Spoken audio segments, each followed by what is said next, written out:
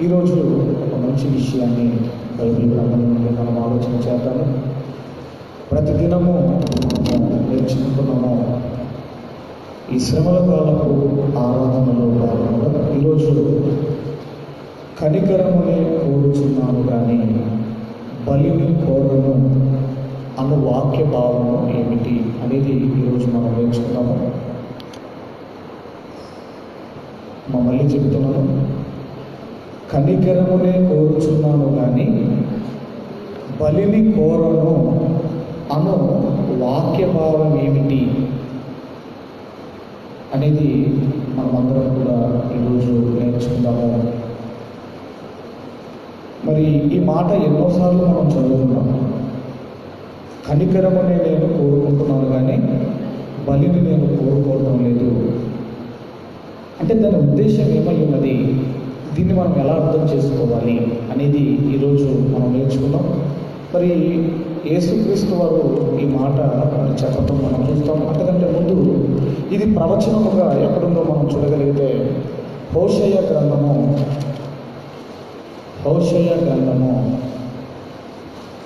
6వ అధ్యాయము 6వ వచనాన్ని దయచేసి మనమందరం చదువుకుందాము. మన బేస్ తగ్గి నేను బలిని కోరను కానీ కనికరమునే కోరుచున్నాను. దహన బలుల కంటే దేవుని గూర్చిన జ్ఞానము నాకు ఇష్టమైనది. ఇక్కడ ఏమంటున్నాడంటే, నేను బలిని కోరను కానీ కనికరమునే కోరుచున్నాను అంటున్నాడు. మరి పాత నిబంధన గ్రంథంలో దేవుడే బలులు ఇమ్మన్నాడా? పాత నిబంధనలో బలులు ప్రవేశపెట్టింది ఎవరు? దేవుడే ప్రవేశపెట్టాడు. అలాగే యేసుక్రీస్తు వారు కూడా ఎలా వచ్చాడంటే, ఈ భూమి మీదకి ఎలా వచ్చాడు? ఆయన ఒక గొర్రె పిల్లవలు వచ్చాడు. యేసుక్రీస్తు వారు కూడా ఈ భూమి మీదకి దేవుడు ఎలా పంపించాడంటే, ఆయన ఇదిగో దేవుని గొర్రె పిల్లగా మన కొరకు బలి కావడానికి యేసుక్రీస్తు వారు ఈ భూమి మీదకి వచ్చాడు. మరి ఇక్కడేంటి, నేను బలిని కోరను కానీ కనికరమునే కోరుచున్నాను. మరి ఎందుకు పాత నిబంధనలో దేవుడు బలులిమ్మన్నాడు? దహన బలులు అన్నాడు, పాప పరిహారార్థ బలులు అన్నాడు. ఇవన్నీ దేవుడు ఎందుకు ఇమ్మన్నాడు పాత నిబంధన గ్రంథంలో? అలాగే ఇదే విషయాన్ని యేసుక్రీస్తు వారు కూడా మాట్లాడుతూ, మరి మత్తయి సువార్త దయచేసి మత్తయి సువార్త 9వ అధ్యాయము 13వ వచనాన్ని జాగ్రత్తగా మనము చదువుకుందాము. అయితే నేను పాపులను పిలువ వచ్చి తిని కానీ నీతిమంతులను పిలువ రాలేదు గనుక కనికరమునే కోరుచున్నాను కానీ బలిని కోరను అను వాక్య భావం ఏమిటో మీరు వెళ్ళి నేర్చుకొనుడని చెప్పాను. ఏమంటున్నాడంటే, నేను కనికరమునే కోరుచున్నాను కానీ బలిని కోరను అను వాక్య భావం ఏమిటో మీరు వెళ్ళి నేర్చుకోండి అని అక్కడున్న వారికి చెబుతున్నారు. అంటే ఆ వచనము, ఒక వచనం మనం చదివినప్పుడు ఆ వచనములో దాగి ఉన్న భావాన్ని మనం క్యాచ్ చేయాలి. పిల్లలకు నీతి కథలు అని ఉంటాయి కదమ్మా, కథ చెబుతారు. ఒక కథ చెప్తారు. ఆ 5 ఆవులు అంటాడు. 5 ఆవులు ఒక పులి వచ్చినప్పుడు కలిసి ఉన్నప్పుడు, ఆవులన్నీ కలిసి ఉన్నప్పుడు పులి పారిపోయింది. ఆవులన్నీ విడిపోయినప్పుడు పులి ఒక్కొక్క దాని మీద పడి చంపేసింది. అంటే ఈ కథ విన్న తర్వాత ఇందులో మనకి ఏం తెలియాలి? భావం తెలియాలి. అంటే మీనింగ్ ఏంటి? ఐక్యమత్యమే మహాబలము అన్న మీనింగ్ అది మనం క్యాచ్ చేయాలి మనం. అలాగే ఇక్కడ కూడా కనికరమునే కోరుచున్నాను కానీ బలిని కోరను అన్న వాక్య భావం, దాంట్లో ఉన్న సారం, మీనింగ్ ఏంటి, అది వెళ్ళి మీరు నేర్చుకోండి అంటున్నాడు. ఇప్పుడు ఏదైనా ఒక వస్తువును చూసామనుకోండి, ఒక వస్తువును చూసిన తర్వాత అది మనకు నచ్చితే అబ్బా అంటాం మనం, బా అంత మంచి వస్తువు అంటాం మనం, చాలా బాగుంది అబ్బా అంటాం మనం. మరలా ఏదైనా గాయమైనప్పుడు ఏదైనా దెబ్బ తగిలినప్పుడు అబ్బా అంటాం మనం. ఈ రెండింటికి తేడా ఉందామా? అబ్బా అన్నదానికి అబ్బా అన్నదానికి తేడా ఉందా? వస్తువును చూసినప్పుడు అబ్బా అన్న అబ్బా బాగుందండి అంటాం. ఏదైనా గాయమైనప్పుడు అబ్బా అంటాం, నొప్పి. అలాగే అబ్బా అంటే మరొక భాషలో తండ్రి అని కూడా వస్తారు. ఇక్కడ కూడా అంటున్నాడు, వాక్య భావం తెలియాలి, ఏదో వాక్యం చదువుకుంటూ పోవటం కాదు. ఇక్కడ అంటున్నాడు, కనికరమునే కోరుచున్నాను కానీ బలిని కోరను. దాని మీనింగ్ ఏంటి? మరి ఎందుకు పాత నిబంధనలో దేవుడు బలినిమ్మన్నాడు?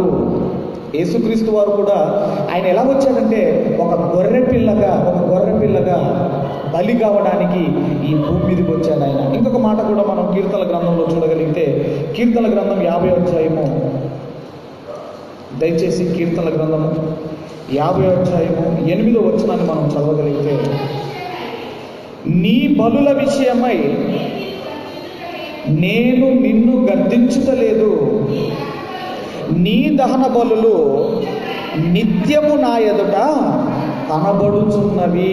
మీ బలుల విషయమై నేను మిమ్మల్ని కోపపడటం లేదు, నేను గర్తించటం లేదు. ఎప్పుడు నా కళ్ళ ఎదుట ఏం కనపడుతున్నాయంటే నిత్యము, ఆల్వేస్ నిత్యము నాకేం కనపడుతున్నాయంటే నా ఎదుట మీ బలులు కనబడుతున్నాయి. మీ బలులు, మీ దహన బలులు కనపడుతున్నాయి. ఎప్పుడు మీ దహన బలులు కనపడుతున్నాయి? మీ దహన బలులు కనపడుతున్నాయి. అసలు బలులు దేవునికి ఇష్టం లేదు. ఇంకా యేసయ్య గారు కూడా మాట్లాడుతూ, యేసయ్య గారు కూడా ఒక మాట మాట్లాడుతున్నారు. అది కూడా మనం చూసుకొని ముందుకు వెళ్ళగలిగితే, యెషయా గ్రంథం 1వ అధ్యాయము 11వ వచనాన్ని దయచేసి మనం అందరం కూడా చదువుతున్నాము. యెహోవా సెలవిచ్చిన మాట ఇదే, విస్తారమైన మీ బలులు నాకేలా. విస్తారమైన మీ బలులు, విస్తారంగా ఇస్తున్నారట బలులు. ఆమె ఎన్ని ఇస్తున్నారట బలులు? విస్తారంగా ఇస్తున్నారట. విస్తారమైన బలులు నాకేలా? దహన బలులకు పొట్టేళ్ళును, బాగుగా మేపిన దూడల కొవ్వును నాకు వెక్కసమాయను. కోడెల రక్తమందైనను, గొర్రె పిల్లల రక్తమందైనను, మేకపోతుల రక్తమందైనను నాకు ఇష్టము లేదు. నాకు ఇష్టము లేదు, నాకు అసహ్యము. వెక్కసం అంటే ఏంటంటే నేర్చుకున్నామని అడిగినా, అసహ్యము, నాకు ఇష్టము లేదు. మరి ఇష్టము లేదు అన్న దేవుడు పాత నిబంధనలో ఆ కాండాలు, ఆ పంచకాండాలలో, ఆ నిర్గమ కాండం నుంచి మనం చదువుకుంటూ వస్తే ఎందుకు దేవుడు బలులు ఇమ్మన్నాడు? ఎందుకు దేవుడు బలులు ఇమ్మన్నాడు? ఇక్కడికి వచ్చేసరికి అంటున్నాడు, కనికరమునే నేను కోరుచున్నాను కానీ బలిని నేను కోరువాడను కాదు, బలిని నేను కోరువాడను కాదు. అందుకే మనం ఆలోచన చేయగలిగితే మరి దీన్ని ఎలా మనం అర్థం చేసుకోవాలి? ఇంతకీ దేవుడు ఎవరిని బలులు ఇమ్మన్నాడు? ఇక్కడ మనం చదువుకున్నాం కదా, ఏమన్నా విస్తారమైన మీ బలులు నాకేలా. విస్తారమైన బలులు ఎప్పుడు నా ఎదుట మీ బలులు కనబడుతున్నాయి. ఎప్పుడు కనబడుతున్నాయి. పోనీ ఏమైనా తగ్గుతున్నాయంటే లేదు, ఎప్పుడు నా ఎదుట బలులు కనబడుతున్నాయి. విస్తారమైన మీ బలులు. నాకెందుకయ్యా మీ బలులు? ఇంతకీ ఎవరిని దేవుడు బలిమ్మన్నాడు అది మనకు తెలియాలి. అంతేనమ్మా? అది మనకు తెలిస్తే దీని ఆన్సర్ ఏంటో మనకు బయటకు వస్తుంది. ఇంతకీ దేవుడు ఎవరిని బలులిమ్మన్నాడు అని మనము ఒకసారి మరి చరిత్రలోని మనం వెళ్ళగలిగితే, పాత నిబంధన కాండాల్లోని మనం వెళ్ళగలిగితే, లేవియా కాండము, దయచేసి లేవియా కాండము 4వ అధ్యాయము. ముందుగా యాజకుడు ఒకవేళ పొరపాటు చేస్తే, యాజకునికి చెప్తున్నాడు. 4వ అధ్యాయము మొదటి 3 వచనాలు దయచేసి మనము చదువుకుందాము. మరియు యెహోవా మోషేకు ఇలాగు సెలవిచ్చెను, నీవు ఇశ్రాయేలీయులతో ఇట్లనుము, యెహోవా ఆజ్ఞలన్నింటిలో దేని విషయమైనను ఎవరైనను పొరపాటున, ఇది అండర్లైన్ చేసుకోండి, పొరపాటున ఎవరైనను పొరపాటున చేయరాని కార్యములు చేసి పాపి అయిన ఎడల ఎట్లనగా ప్రజలు అపరాధులగునట్లు అభిషిక్తుడైన యాజకుడు పాపము చేసిన ఎడల తాను చేసిన పాపమునకై నిర్దోషి అయిన కోడె దూడను యెహోవాకు పాప పరిహారార్థ బలిగా అర్పింపవలెను. ఎవరు పాప పరిహారార్థ బలిగా అర్పించాలటమ్మా? అమ్మా పాపం ఆ పాపం ఎలా అమ్మా? పాపం వాంటెడ్లీ చేసినందుక లేకపోతే పొరపాటున చేసినందుక? అమ్మ ఎలా? యాక్సిడెంటల్గా అంటే పొరపాటున. ఒకవేళ మీరు ఏదైనా తప్పిదం చేస్తే అనుకోకుండా మీ ద్వారా ఏదైనా తప్పిదం జరిగిపోతే అప్పుడు మీరు నాకు బలి ఇవ్వాలి అన్నాడు. పొరపాటున జరిగితే, కావలసుకొని చేస్తే కాదు, కావలసుకొని తప్పు చేసి బలివటం కాదు, పొరపాటున జరిగితే ఇది యాజకునికి చెబుతున్నాడు. ఇప్పుడు ఇశ్రాయేలుకి చెబుతున్నాడు. 13-14 వచనాలు మనం చూడగలిగితే ఇశ్రాయేలుకి చెబుతున్నాడు. ఇశ్రాయేలీల సమాజమంతయు పొరపాటున ఏ తప్పిదము చేసి యెహోవా ఆజ్ఞలన్నింటిలో దేనినైనను మీరి చేయరాని పని చేసి అపరాధులైన ఎడల వారు ఆ ఆజ్ఞకు విరోధముగా చేసిన ఆ పాపమునకు తమకు తెలియబడనప్పుడు సంఘము పాప పరిహారార్థ బలిగా ఒక కోడె దూడను అర్పించి ప్రత్యక్షపు గుడారం యొక్క ద్వారమునకు దానిని తీసుకొని రావలెను. తెలియబడనప్పుడు, ఇక్కడ ఒక పదాన్ని ఉపయోగించాడు చూడండమ్మా. వారు ఆ ఆజ్ఞకు విరోధముగా చేసిన ఆ పాపమునకు తమకు తెలియబడనప్పుడు ఇంతకుముందేమో పొరపాటున, ఒకవేళ పొరపాటున లేకపోతే మీకు తెలియనప్పుడు ఏదైనా తప్పు జరిగితే అప్పుడు మీరు ఏం చేయాలి అంటే మీరు పాప పరిహారార్థ బలిగా ఒక కోడె దూడనో, ఒక మేక పిల్లనో, ఒక గొర్రె పిల్లనో మీరు బలిగా అర్పించాలి. ఎందుకు బలిగా అర్పించాలి అంటే తప్పు జరిగింది గనక శిక్షగా ఏదైనా ఒకటి అర్పించాలి, బలిగా పనిష్మెంట్ ఇవ్వాలి. ఆ పనిష్మెంట్కు మనిషికి ఇవ్వకుండా దేవుడు ఇదిగో ఒక మేక పిల్లను, ఒక గొర్రె పిల్లను, ఒక కోడె దూడను ఏదో ఒక దాని మీద ఆ పనిష్మెంట్ దేవుడు తీసుకొచ్చేవాడు. రైట్. ఇక 22వ వచనాన్ని కూడా మనం చూడగలిగితే అధికారి పొరపాటున పాపము చేసి తన దేవుడైన యెహోవా ఆజ్ఞలన్నింటిలో దేనినైనను మీరి చేయరాను పనులు చేసి అపరాధి అయిన ఎడల అతడు ఏ పాపము చేసి పాపి ఆయనో అది తమకు తెలియబడని ఎడల అతడు నిర్దోషి అయిన మగ మేక పిల్లను అర్పణగా తీసుకొని వచ్చి, ఇక్కడ ఏమంటున్నాడమ్మా? ఇక్కడ కూడా తెలియబడని ఎడల అతడు నిర్దోషి అయినా, తెలియబడని అంటే ఇతనికి కూడా ఇది పాపం అని తెలియకుండా ఒకవేళ పాపం చేశాడు అనుకోండి, మిస్టేక్ జరిగిపోయింది అనుకోండి, అప్పుడు ఒక మేక పిల్లను బలిగా ఇవ్వాలి అంటున్నాడు. అంటే ఇక్కడ దేవుడు ఏం చెబుతున్నాడంటే ఒకవేళ పొరపాటున యాక్సిడెంటల్గా తప్పు జరిగిపోయింది అనుకోండి, పాపం జరిగిపోయింది అనుకోండి, అప్పుడు మీరు బలివ్వాలి. ఇప్పుడు మనం నడుచుకుంటూ వెళ్తున్నాం అనుకోండి, చెయ్యో కాలో పొరపాటున తగిలింది అనుకోండి, అప్పుడు మనం ఏమంటామా? వెంటనే మనం ఏం చెప్తాం? సారీ అండి అని చెప్తాం. అయ్యో చూసుకోలేదండి సారీ అని చెప్తాం. అక్కడ కూడా పొరపాటున మీకు తప్పని తెలియకుండా ఒకవేళ జరిగిపోయింది అనుకోండి, అప్పుడు మీరు ఏం చేయాలంటే బలిగా మేక పిల్లను కానివ్వండి, గొర్రె పిల్లను కానివ్వండి, కోడదూడను కానివ్వండి నాకు అర్పించమన్నాడు. ఒకవేళ కావలసుకొని 5 నిమిషాలకు ఒకసారి చెయ్యో కాలో తగులుతున్నారు అనుకోండి, కావలసుకొని ఊరికే తగులుతున్నారు అనుకోండి, అమ్మా ఇటు తొక్కుతున్నారు, ఇటు తగిలిస్తున్నారు, సారీ అంటున్నారు, తగిలిస్తున్నారు, తొక్కుతున్నారు, సారీ అంటున్నారు. అప్పుడు ఎలా ఉంటుందమ్మా? అప్పుడు ఎలా ఉంటుంది మీరు ఆలోచించండి. ఇక్కడ కూడా జరిగేది అదే. ఇశ్రాయేల్ కూడా ఏం చేశారని మనం ఆలోచిస్తే వాంటెడ్లీ పాపం చేయటం, ఆ తర్వాత కలిస్తే దేవుడు క్షమిస్తాలే అనుకోండి.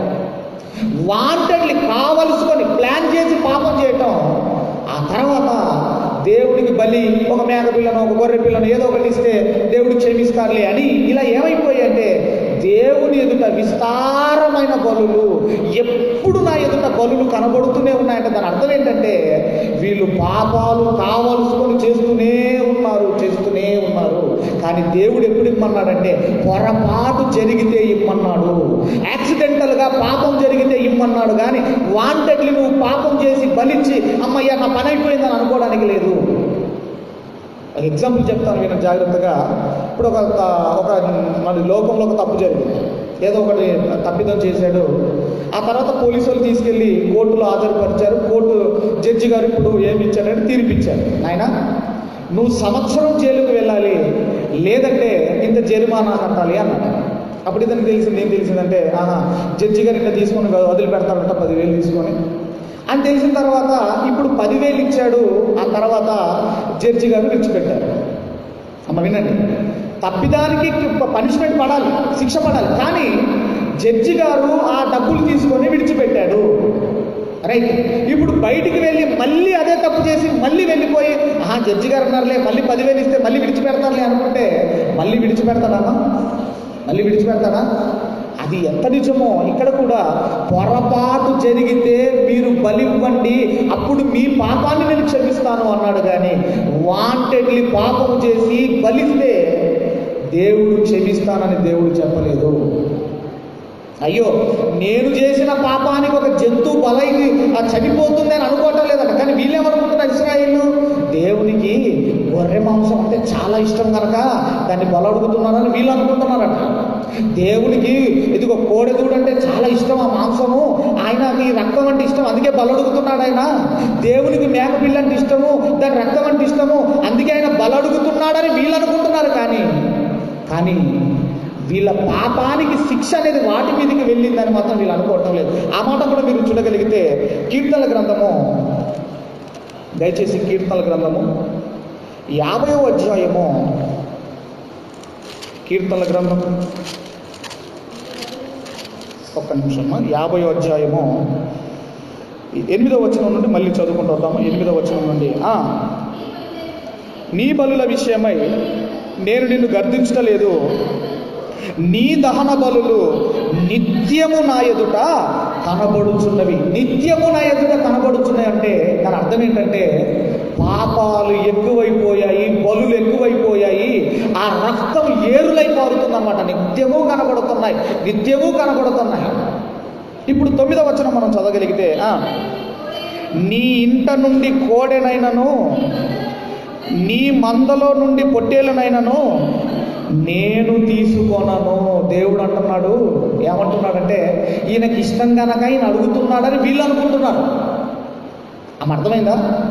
వీళ్ళు ఇష్టము, దేవునికి ఇష్టం కనుక బలులంటే దేవునికి ఇష్టము, ఇదిగో మేక మాంసము ఆ మాంసం అంటే దేవునికి ఇష్టం, వాటి రక్తం అంటే దేవునికి ఇష్టం కనుక ఆయన మన నుండి తీసుకుంటున్నాడు అని వీళ్ళు అనుకుంటున్నారు. కానీ నేను చేసిన పాపానికి అవి చనిపోతున్నాయన్న ఆలోచన వీళ్ళకి రావటం లేదు.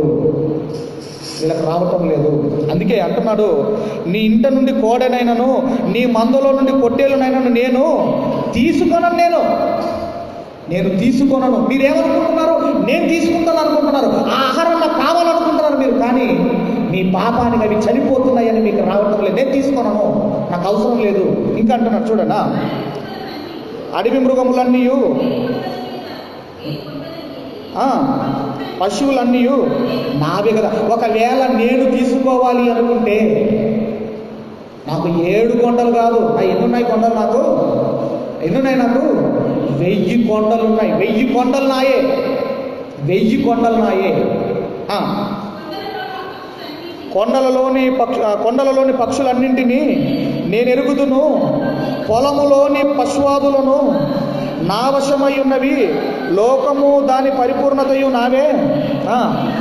నేను ఆకలి కొనినను నీతో చెప్పను, వృషభముల మాంసము నేను తిందునా, పొట్టేళ్ల రక్తము త్రాగుదునా. దేవునికి స్తుతియాగము చేయుము, మహోన్నతునికి నీ మొక్కుబళ్ళను చెల్లించుము.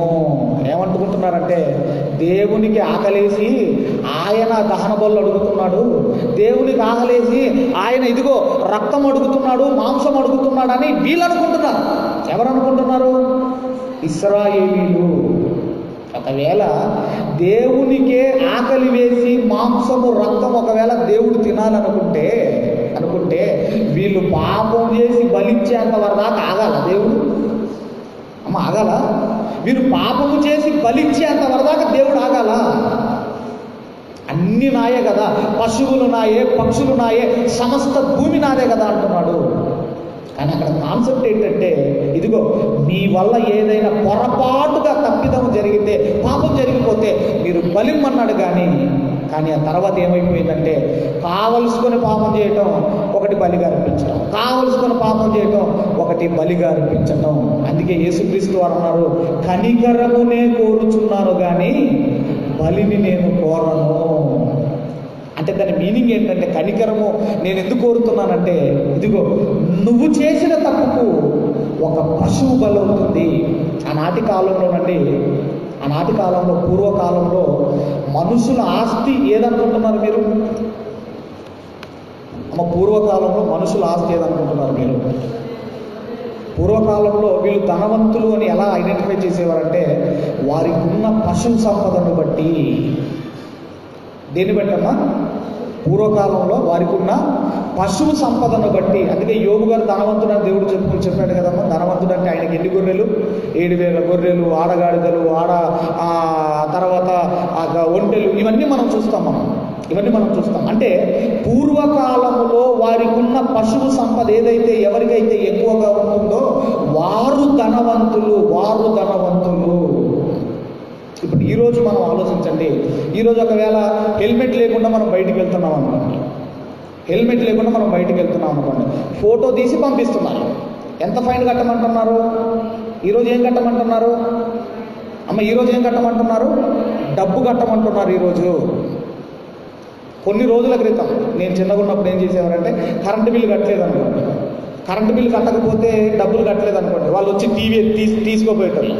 ఆ తర్వాత డోర్స్ కూడా విక్కుని పోయేటోళ్ళు, డోర్స్ తీసుకొని వెళ్ళిపోయేటోళ్ళు, టీవీ కానివ్వండి ఇవన్నీ తీసుకొని వెళ్ళిపోయేటోళ్ళు. అంటే తప్పు జరిగిన తర్వాత ఈనాటి కాలంలో ఒకవేళ మనము ఈ రూల్స్ అండ్ రెగ్యులేషన్స్ ఏవైతే ట్రాఫిక్ రూల్స్ మనము అతిక్రమిస్తే ఎలాగైతే డబ్బులు మనం ఫైన్గా కడుతున్నామో ఆనాటి కాలంలో సంపద ఏంటంటే వారికి ఉన్న పశువు సంపద. అవి మేకలు కావచ్చు, గొర్రెలు కావచ్చు, వారికి ఉన్న పశువులు కావచ్చు. ఆనాటి కాలంలో అవే వారి ఆస్తి, అవే వారి యొక్క డబ్బు. ఇంకా మనము దానికి సంబంధించిన ఒక రిఫరెన్స్ మనం చూడగలిగితే సామెతల గ్రంథంలో ఒక మాట అంటున్నాడు. మనం చూడగలిగితే సామెతల గ్రంథం 27వ అధ్యాయము, సామెతల గ్రంథం 27వ అధ్యాయము 23, 24 వచనాలు దయచేసి చదువుకుందాం. నీ పశువుల స్థితి జాగ్రత్తగా తెలుసుకొనుము, నీ మందల యందు మనస్సు ఉంచుము. మందల మీద మనసు ఉంచమన్నాడా? డబ్బుల మీద మనసు ఉంచమన్నాడా? అమ్మా చెప్పరేంటమ్మా? మంద మీద మనసు ఉంచమన్నాడు. ఎందుకు మంద మీద మనసు ఉంచమన్నాడు? మన మనసు దేని మీద ఉంటుందమ్మా? డబ్బు ఎలా సంపాదించాలనే మనసు ఉంటుంది. మనం ఎలా సంపాదించాలా, ఎలా అభివృద్ధి చేసుకోవాలన్న మనసు ఉంటుంది. కానీ దేవుడు అంటున్నాడు, నీ పశువుల మందలు పెంచుకో, అది నీకు ఆస్తి అంటున్నాడు. నీ పశువుల మందలు పెంచుకో. ఇప్పుడు మన ఇంట్లో బీరువాలో 1,00,000 రూపాయలు పెట్టారనుకోండి, కొన్ని రోజుల తర్వాత 2 లక్షలు అవుతుందమ్మా? కాదు. ఒక 2 గేదెలు కొనుక్కోండి మీరు, ఒక మగ గేదె, ఒక ఆడ గేదె కొనుక్కోండి. 1 సంవత్సరం తర్వాత 2 సంవత్సరాల తర్వాత మా ఇంటి దగ్గరే ఒకటే మేక కొనుక్కుంది.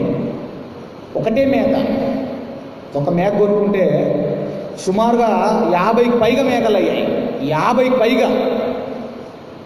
అంటే ఏది పెరుగుతుంది మీరు ఆలోచించండి.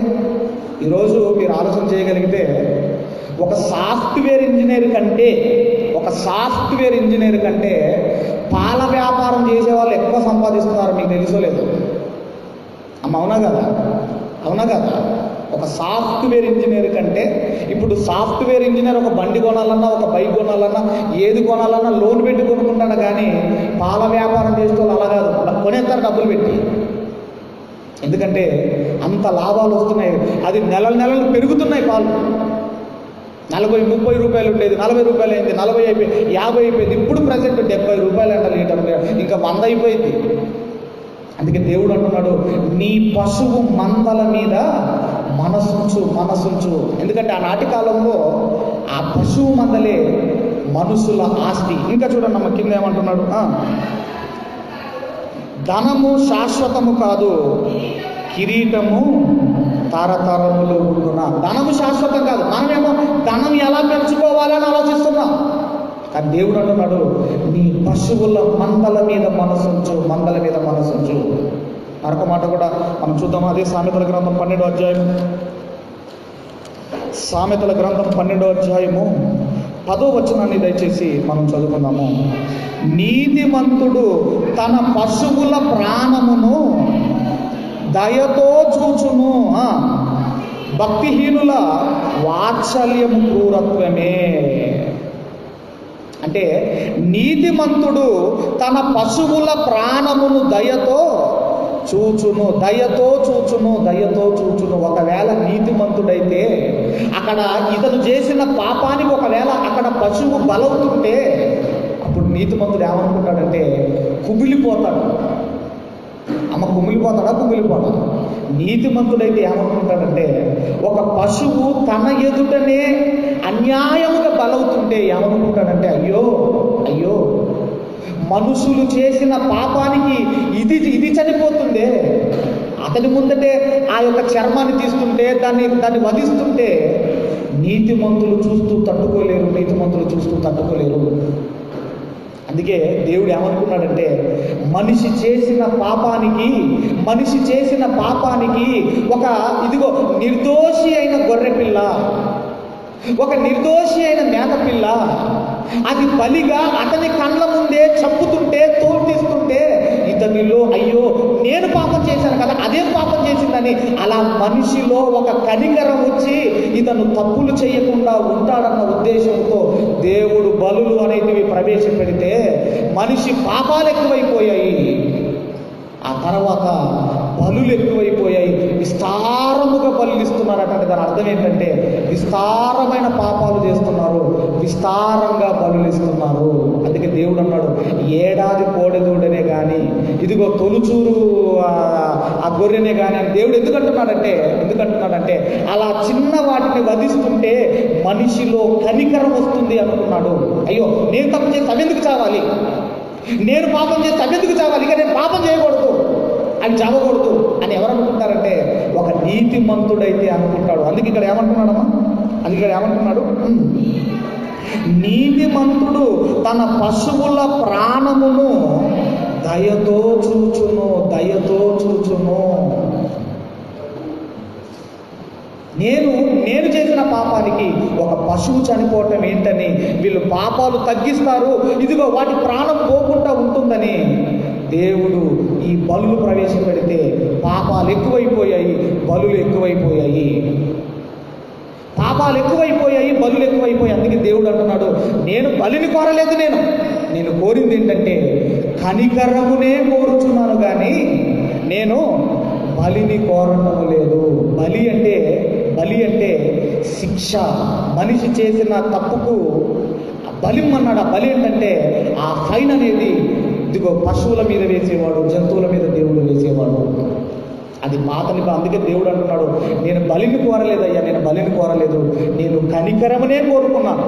కానీ వాళ్ళకేమైనా అర్థమైపోయింది, వాళ్ళు పాపాలు చేయటము, ఆ తర్వాత దేవునికి మాంసం అంటే ఇష్టము, దేవునికి రక్తం అంటే ఇష్టము కనుక మనల్ని తెమ్మంటున్నాడు, మనల్ని బలిమ్మంటున్నాడు అని ఇశ్రాయేలు అపార్థం చేసుకున్నారు.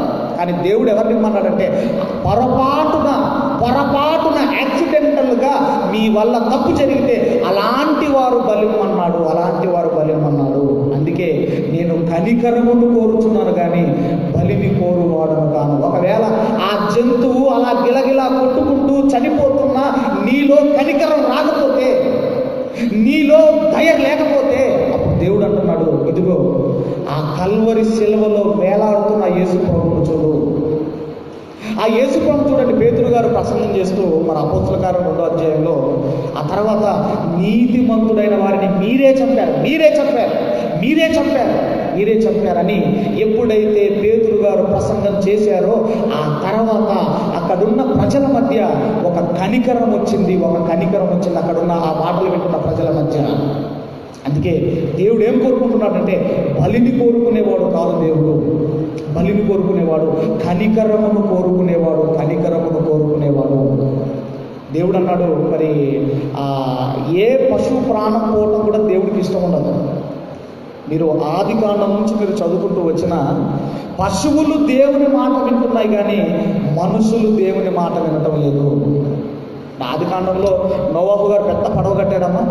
పడవ కట్టిన తర్వాత సుమారుగా ఒక 100 లేదంటే 120 సంవత్సరాలు ప్రకటన చేసిన ఎవ్వరు రాలేదు. కానీ దేవుడు అన్నాడు, ఇదిగో పశువులు అవి నీ యొద్దకు వచ్చును అన్నాడు. నువ్వు ఎందుకు తిరుగుతాను నాయన? వాచ్మెన్లకు ఎందుకు తిరుగుతున్నావు నువ్వు? లేకపోతే బయటకన్నా వెళ్ళు.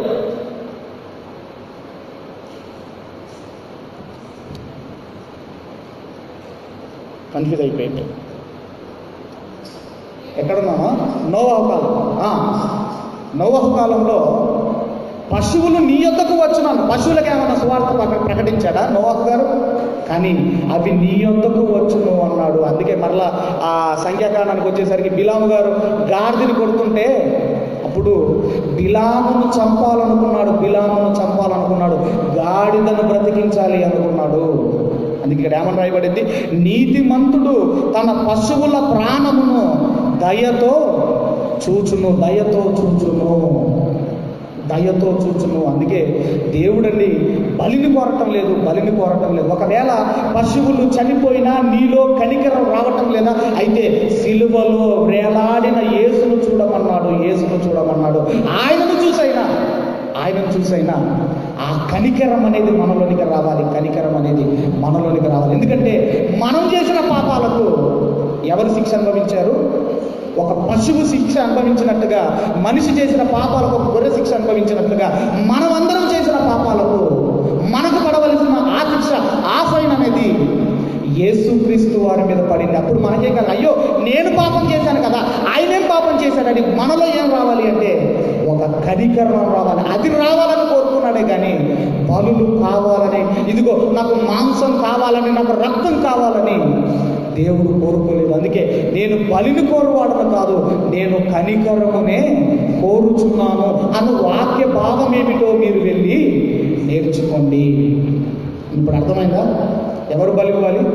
చివరిగా ఎవరు బలి ఇవ్వాలి?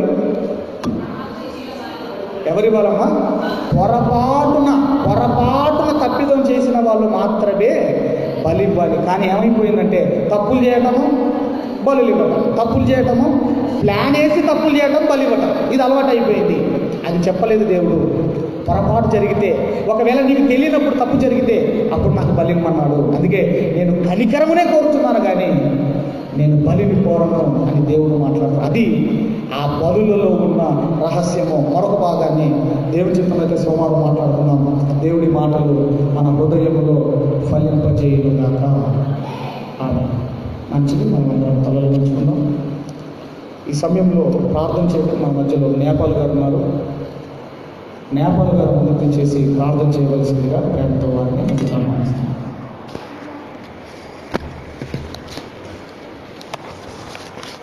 మీరు ఎందుకు ఇటు నిత్య ఎందుకు మీరు మైండ్ పనిచేస్తలేదా మీకు?